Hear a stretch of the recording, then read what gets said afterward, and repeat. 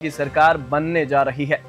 ये बड़ी खबर और बड़ी अपडेट आपको दे रहे हैं पूरे दिन से। आपने भी चुनावी नतीजे हैं वो हरियाणा और जम्मू कश्मीर के देखे होंगे। गठबंधन को 48 सीटें मिली है जम्मू कश्मीर में और नेशनल कॉन्फ्रेंस को 42 और कांग्रेस को 6 सीटें मिली हैं और इसी गठबंधन से जम्मू कश्मीर में है वो सरकार बनने जा रही है और साथ ही साथ 29 सीटों पर है वो आगे चल रही है और भाजपा यहाँ पर 27 सीटें है वो जीत चुकी है। आपको बता दूं कि पीडीपी को 3 सीटें मिली है, एक सीट आम आदमी पार्टी और जेपीसी के खाते में आई है। 7 निर्दलीय हैं वो भी जीते हैं और 90 सीटों वाली विधानसभा यानी कि जम्मू कश्मीर में 90 सीटों पर चुनाव हुआ था और उसमें बहुमत का आंकड़ा 46 है। और इसी बीच नेशनल कॉन्फ्रेंस के जो अध्यक्ष हैं फारूक अब्दुल्ला, उन्होंने कहा कि उमर अब्दुल्ला जम्मू कश्मीर के अगले मुख्यमंत्री होंगे। उमर अब्दुल्ला को 2 सीटों यानी कि बडगाम और गांदरबल पर जीत मिली है। ये बड़ी खबर, बड़ी अपडेट हम आपको बता रहे हैं। जो चुनावी नतीजे आए हैं और जम्मू कश्मीर में 3 चरणों में चुनाव हुआ था और 8 अक्टूबर यानी आज है वो चुनावी नतीजे आए हैं। हरियाणा में 1 चरण में चुनाव हुआ था 5 अक्टूबर को और आज 8 अक्टूबर को जो नतीजे आए हैं, क्योंकि कल तक ये था कि हरियाणा में जो हवा है इस बार उसने अपना रुख बदल लिया है, जबकि ऐसा नहीं है। आप टीवी स्क्रीन पर देख सकते हैं जिस प्रकार से जम्मू कश्मीर और हरियाणा के जो चुनावी नतीजे सामने आए हैं अपने आप में बेहद खास हैं। और जम्मू कश्मीर की सबसे पहले हम बात कर रहे हैं तो जम्मू कश्मीर के पूर्व मुख्यमंत्री महबूबा मुफ्ती की बेटी इल्तिजा मुफ्ती है वो चुनाव हार गई है। उन्होंने कहा कि मैं लोगों के फैसले को स्वीकार करती हूँ।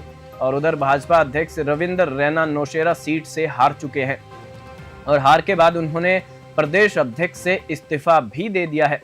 आपको बताऊं कि जम्मू कश्मीर में 18 सितंबर से 1 अक्टूबर तक 3 फेज में 63.88% वोटिंग हुई थी। 10 साल पहले जब 2014 में चुनाव हुए थे उस समय 65% वोटिंग हुई थी और इस बार 1.12% कम वोटिंग हुई है। National conference chief Farooq Abdullah ने कहा, जनता ने जनादेश दे दिया है और इससे साबित होता है कि 5 अगस्त को 370 हटाने का जो फैसला लिया गया उसे लोगों ने स्वीकार नहीं किया।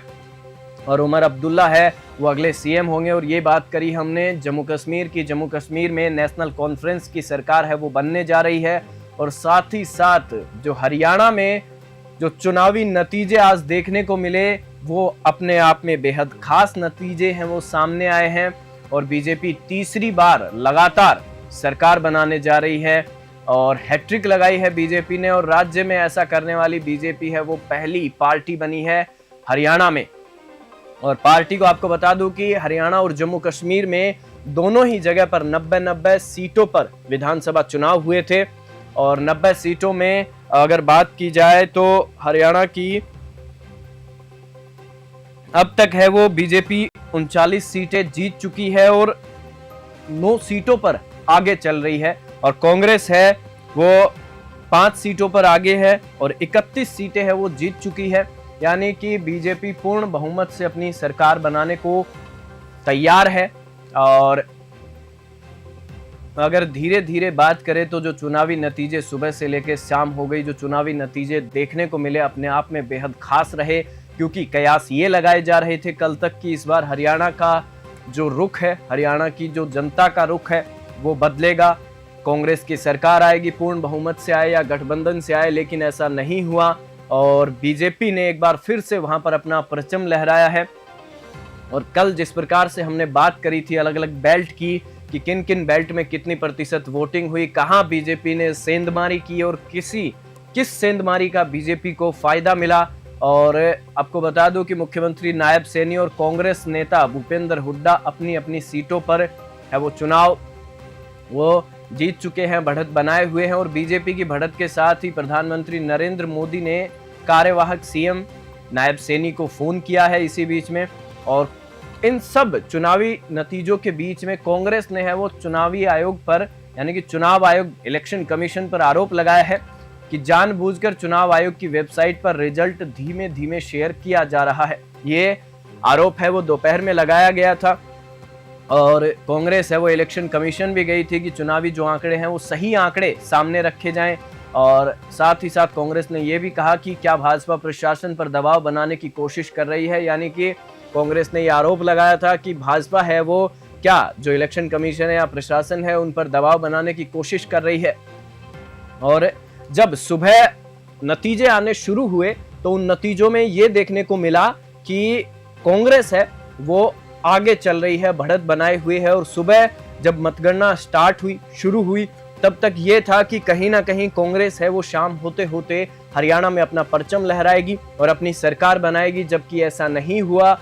और बीजेपी ने जो अपना रुख इन्होंने अपनाया था, बीजेपी पार्टी ने अपनाया था, प्रधानमंत्री नरेंद्र मोदी ने जिस तरीके से ताबड़तोड़ रैलियां की थी, अमित शाह ने रैलियां की थी, चाहे किसी भी सीट की हम बात कर ले, हरियाणा की रोहतक, जींद, कैथल, हुड्डा कैंप कर ले, या फिर जो जीटी रोड की जितनी भी सीटें थी उन पर, और अहिरवाल बेल्ट, मेवात बेल्ट, जितने भी गुज्जर बेल्ट है, जाटलैंड है, वहां पर भी बीजेपी ने अपना परचम लहराया है, सेंधमारी की है। हुड्डा कैंप में भी बीजेपी ने सेंधमारी कर कांग्रेस को मात दे दी है। और जिस प्रकार से यहां पर चुनाव लड़ने वाली जो प्रमुख पार्टियां थी, बीजेपी, कांग्रेस, आम आदमी पार्टी, इनके साथ साथ जजपा और एएसपी, बीएसपी और इनेलो, ये प्रमुख पार्टियां थी। और निर्दलीय भी उम्मीदवार यहां पर थे जिन्होंने चुनाव लड़ा। और जब मतगणना सुबह 8 बजे जब शुरू हुई तब रुझान आते ही कांग्रेस ने बढ़त बना ली थी और एक तरफा जीत की तरफ कांग्रेस है वो आगे बढ़ रही थी। और पार्टी ने लगभग 65 सीटों को उस समय तक छू लिया था और भाजपा तब कम होकर 17 सीटों पर आ गई थी। लेकिन जैसे जैसे वक्त बीतता गया, 9:30 बजे तक सुबह भाजपा टक्कर में आई और दोनों पार्टियों में 2 सीटों का सिर्फ अंतर रहा। और सुबह 9:45 बजे तक एक ऐसा समय आ गया जब दोनों पार्टी 43 सीटों पर आ गई थी। इसके बाद भाजपा 51 सीटों तक पहुंच गई और करीब 11 बजे से भाजपा की सीटें 47 से 51 के बीच बनी हुई हैं। हरियाणा में इस बार जो वोटिंग हुई वो 67.9% वोटिंग हुई और पिछले चुनाव में जो वोटिंग हुई थी वो 68.20% वोटिंग हुई थी। और हरियाणा की 17 जो हॉट सीटें हैं उनकी हम बात करेंगे, कहां कहां कौन कौन जीता। कहीं पोता ने दादा को हराया तो कहीं बहन ने भाई को हराया। और सबसे पहले जो हम बात करेंगे वहां के कार्यवाहक सीएम नायब सैनी, जो कि लाडवा सीट से चुनाव लड़े थे और उन्होंने कांग्रेस प्रत्याशी जो उनके सामने उम्मीदवार थे मेवा सिंह को 16,054 वोटों से मात दी है। ये नायब सैनी ने बड़ी जीत दर्ज की है और जो लाडवा की जनता है उन्होंने नायब सैनी को एक बार फिर से जीत का ताज पहनाया है। और आगे अगर हम बात करें तो गढ़ी सांपला सीट है, वहां कांग्रेस के जो पूर्व मुख्यमंत्री रहे भूपेंद्र सिंह हुड्डा 71,465 वोट से चुनाव जीत चुके हैं। और आगे की बात करें तो एलनाबाद सीट है, वहां से इनेलो के महासचिव अभय सिंह चौटाला 15,000 वोट से चुनाव हार चुके हैं और इस सीट पर कांग्रेस प्रत्याशी भरत सिंह बेनीवाल ने जीत दर्ज की है। इस बार की जो सबसे अहम सीट मानी जा रही थी विनेश फोगाट की जुलाना सीट, वहां पर कांग्रेस कैंडिडेट विनेश फोगाट को भी जुलाना की जनता है उन्होंने ताजपोशी की है। उनकी जीत के साथ 6,015 वोटों से उन्होंने जीत दर्ज की है और उन्होंने बीजेपी के उम्मीदवार जो कैप्टन योगेश बैरागी हैं उनको उन्होंने हराया है। और हिसार सीट जो कि देश की सबसे अमीर महिला प्रत्याशी सावित्री जिंदल ने 18,941 वोटों से वहां पर जीत दर्ज की है। और ये अपने आप में जो आंकड़ा हम बता रहे हैं आपको, जो सीटें आपको बता रहे हैं, ये हरियाणा की वो हॉट सीटें हैं जिन पर उम्मीदवारों का अपना एक अलग दबदबा रहता है। जिस प्रकार से हमने कल बात करी थी कि हरियाणा में कई जगह ऐसी हैं जहां पर जो बड़े राजनीतिक परिवार हैं उनका बेहद अहम दबदबा रहता है, बड़ी जो सीटें हैं उन पर भी बड़ा उनका अहम दबदबा है। राजनीतिक परिवार है वो लगातार बढ़त बनाए हुए थे, लगातार है वो उनका वहां पर राजनीतिक दबदबा कायम देखने को मिला। और तोसाम सीट की बात करें तो बंसीलाल के पोते और कांग्रेस उम्मीदवार अनिरुद्ध चौधरी तोसाम सीट से चुनाव हार चुके हैं। उन्हें बंसीलाल की पोती और भाजपा उम्मीदवार श्रुति चौधरी ने इस बार के चुनाव में मात दी है। और जो होडल सीट है कांग्रेस के प्रदेश अध्यक्ष जो उदयभान है वो हार चुके हैं। और उचाना कला सीट है, भाजपा के प्रत्याशी देवेंद्र अत्री ने सिर्फ 39 वोट से जीत दर्ज की है। ये भी अपने आप में एक बेहद अहम आंकड़ा है कि भाजपा के जो प्रत्याशी देवेंद्र अत्री है उन्होंने सिर्फ और सिर्फ 39 वोटों से उन्हें जीत मिली है। और देवेंद्र ने पूर्व मुख्यमंत्री और जजपा नेता दुष्यंत चौटाला और चौधरी वीरेंद्र सिंह के बेटे और कांग्रेस प्रत्याशी ब्रजेंद्र सिंह को हराया है। यह अपने आप में बेहद खास रिजल्ट रहा अंबाला कैंट सीट की बात करें तो भाजपा नेता और पूर्व मंत्री अनिल विज ने 7,277 वोटों से वहां पर जीत दर्ज की है और विज ने निर्दलीय प्रत्याशी चित्रा सरवारा को हराया है। और सिरसा सीट जो कि जिस प्रकार से अगर हम बात करें अहम मानी जा रही थी और कहीं ना कहीं है वो जो चुनावी अपडेट, क्योंकि सिरसा में राम रहीम का भी डेरा है, वहां पर उसका भी जो संगीत जिसे कहते हैं वो डेरा है, वहां पर लोग जाते हैं, तो उसका भी यहाँ पर इस सीट पर प्रभाव था। और हलोपा प्रत्याशी और पूर्व मंत्री गोपाल कांडा वहां से चुनाव हार गए हैं और उन्हें कांग्रेस के गोकुल सेतिया ने 7,234 वोटों से हराया है। और जो रानिया सीट है हॉट सीट मानी जाती है, निर्दलीय प्रत्याशी रंजीत चौटाला को रिश्ते में उनके ही पोते और इनेलो उम्मीदवार अर्जुन चौटाला ने मात दी है। यानी कि जो हम बता रहे हैं आपको कि दादा पोते का, भाई बहन का ये चुनाव इस बार का देखने को मिला। कहीं दादा ने पोते को हराया, कहीं पोते ने दादा को हराया, कहीं भाई ने बहन को हराया, कहीं चाचा ने भतीजे को हराया। और जो सिरसा के पास की है डब्बो वाली सीट, वहां पर देवीलाल के पोते और इनेलो उम्मीदवार आदित्य देवीलाल चौटाला ने रिश्ते में भतीजे और जजपा के उम्मीदवार दिग्विजय चौटाला को हरा दिया है। ये बड़ी जो अपडेट्स है हम आपको बता रहे हैं। और राई सीट है, वहां इंडिया बुल्स के मालिक समीर गहलावत की मां और भाजपा उम्मीदवार कृष्णा गहलावत राई जीत गई है। उन्होंने कांग्रेस के उम्मीदवार जय भगवान अंतिल को 4,673 वोटों से हराया है। जिस प्रकार से जो आंकड़े सुबह से लेकर शाम होते होते जो आंकड़े सामने आए, जिस प्रकार से जो पूरा रुझान देखने को मिला इस बार के चुनाव में, और पहले जो रुझान चल रहे थे उनमें ये बात सामने आई कि कांग्रेस है वो पूर्ण बहुमत से सरकार बनाएगी या गठबंधन से सरकार बनाएगी। लेकिन जिस प्रकार से जो आंकड़े सामने आए और उन आंकड़ों में जो रिजल्ट, जो नतीजा निकलकर सामने आया, उसने सबको चौंका दिया। क्योंकि शायद बीजेपी पार्टी है वो भी इतनी उम्मीद नहीं लगा रही थी कि इस बार बहुमत से उनकी सरकार बनेगी, क्योंकि पिछली बार उन्होंने जजपा के साथ मिलकर सरकार बनाई थी। और इस बार बीजेपी को हराने के लिए कांग्रेस, आम आदमी पार्टी और साथ ही साथ जो गठबंधन वहां पर जिन पार्टियों के बीच में हुआ था, बसपा, इनेलो, एएसपी और जजपा, इनके बीच में जो गठबंधन हुआ था वो गठबंधन भी काम नहीं आया यहाँ पर। और बीजेपी है वो पूर्ण बहुमत से अपनी सरकार बनाने जा रही है। और अगर हम बात करें बादशाहपुर सीट की, तो पूर्व मंत्री और भाजपा उम्मीदवार जो कि राव नरवीर सिंह है वो उन्होंने चुनाव जीता है। और राव नरवीर सिंह के चुनाव जीतने के बाद उन्होंने कांग्रेस उम्मीदवार वर्धन यादव को 60,705 वोटों से मात दी है।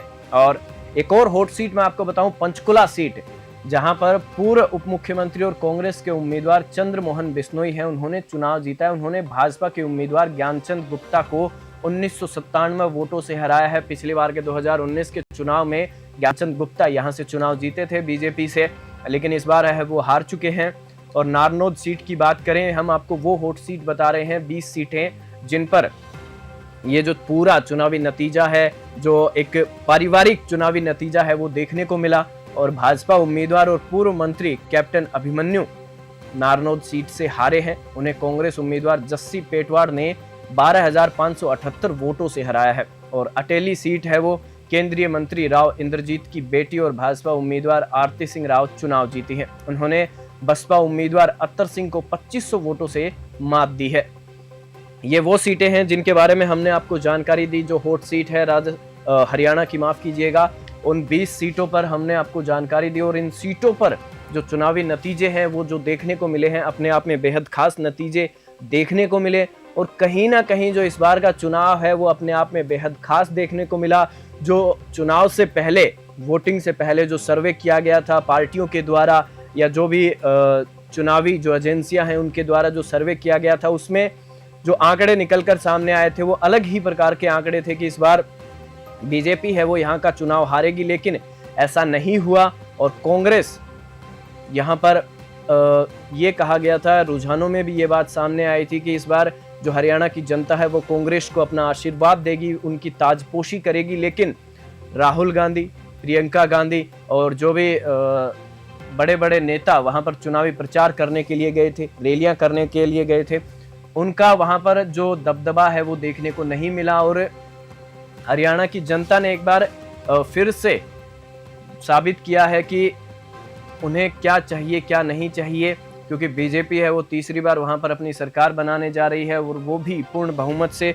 और साथ ही साथ हम बात करते चलें तो जो चुनावी नतीजे हैं, तो जो सीटें आगे चल रही है, बीजेपी है वो अब तक 40 सीटें जीत चुकी है, मतलब बहुमत के बहुत पास है और 8 सीटों पर बीजेपी है वो आगे चल रही है। बीजेपी अगर इसमें से 46 यानी कि 6 सीटें और जीत जाती है तो पूर्ण बहुमत से अपनी सरकार बना लेगी। अभी तक बीजेपी जो पिछली बार के विधानसभा चुनाव का जो आंकड़ा था वहां तक पहुंच चुकी है, 40 सीटें उन्होंने पिछली बार जीती थी और इस बार का जो आंकड़ा है वहां तक वो पहुंच चुकी है। और अब आगे जितनी सीटें वो आगे चल रही है, और कांग्रेस 6 सीटों पर आगे चल रही है और 31 सीटें कांग्रेस है वो जीत चुकी है। और साथ ही साथ अगर बात की जाए तो इनेलो बसपा है, उन्होंने 2 सीटें जीती हैं और अन्य यानी कि जो निर्दलीय हैं उन्होंने 3 सीटें जीती हैं। और जजपा के खाते में अभी तक कोई भी सीट नहीं आई है और ना ही आम आदमी पार्टी है उनके खाते में किसी प्रकार की कोई सीट है वो देखने को मिली है। और अगर बात की जाए तो नारायणगढ़ से शैली चौधरी है वो चुनाव जीत चुकी हैं और अंबाला कैंट से हमने आपको बताया अनिल विज है वो चुनाव जीत चुके हैं। अंबाला शहर से निर्मल सिंह कांग्रेस के चुनाव जीता है उन्होंने। और जगधारी हरियाणा से अकरम खान कांग्रेस के उन्होंने चुनाव जीता है। और कहीं ना कहीं जो इस बार का रिजल्ट है वो अपने आप में बेहद खास देखने को मिला। और जो कयास लगाए जा रहे थे और अन्य दलों ने यानी कि बीजेपी को हराने के लिए जो अन्य राजनीतिक पार्टियां हैं उन्होंने जो ताबड़तोड़ चुनाव प्रचार किया, जो रैलियां की, वो अपने आप में उनके लिए बेहद खास थी। जो भी मैनिफेस्टो में जो आया, जो मैनिफेस्टो में उन्होंने कहा कि हम महिलाओं के लिए ये सब करेंगे और युवाओं को इतना रोजगार देंगे, तो कहीं ना कहीं हरियाणा की जनता को वो बातें, वो मैनिफेस्टो के वादे शायद बीजेपी के ज़्यादा रास आए, कांग्रेस के ज़्यादा रास नहीं आए। और बीजेपी के ज़्यादा रास आए ये हरियाणा की जनता जानती है और हरियाणा की जनता ने बीजेपी को है वो अपना आशीर्वाद दिया। और हरियाणा में एक बार फिर से तीसरी बार बीजेपी है वो हैट्रिक लगाने में कामयाब रही। और वहां पर जो प्रधानमंत्री नरेंद्र मोदी ने जिस प्रकार से रैलियां की, अमित शाह ने रैलियां की और जो शीर्ष नेतृत्व ने जिस प्रकार से रैलियां की और मैनिफेस्टो में जो बातें कही, अब देखने वाली बात ये होगी कि हरियाणा का एक बार फिर से मुख्यमंत्री कौन बनता है, या फिर नायब सिंह जो कार्यवाहक सीएम है वही रहेंगे, या फिर कोई नया चेहरा देखने को मिलेगा। क्योंकि कांग्रेस में भी सीएम के चेहरे को लेकर है वो बहुत सारी बातें निकलकर सामने आ रही थी। और अब बीजेपी में देखना ये होगा कि हरियाणा का मुख्यमंत्री कौन बनता है, शीर्ष नेतृत्व है किसे हरियाणा की कमान एक बार फिर से संभलाता है। क्योंकि पिछली बार के जो इलेक्शन थे उसमें 2019 के उसमें मनोहर लाल खट्टर को सीएम बनाया गया था, उसके बाद कार्यवाहक सीएम नायब सिंह सैनी को बनाया गया। और अब देखने वाली दिलचस्प बात ये होगी कि नायब सिंह सैनी एक बार फिर से सीएम बनते हैं या कोई नया सीएम का चेहरा बीजेपी सरकार है वो तलाशेगी। और जो नतीजे, मैं एक बार फिर से आपको बता दूं कि जो नतीजे देखने को मिले हैं अपने आप में बेहद दिलचस्प नतीजे देखने को मिले हैं। बीजेपी ने पूर्ण बहुमत से बीजेपी है वो अपनी सरकार बनाने जा रही है। और आज के इस खास नतीजों में फिलहाल इतना ही, और हम एक बार फिर से आपसे जुड़ेंगे। जो चुनावी नतीजे आप टीवी स्क्रीन पर देख रहे हैं, बीजेपी ने एक बार फिर से अपना परचम लहराया है, हैट्रिक लगाई है। और आज की इस जो चुनावी बातचीत थी उसमें फिलहाल इतना ही, और आप हमारे साथ जुड़े रहिए और न्यूज़ 21 देखते रहिए। नमस्कार, जय हिंद।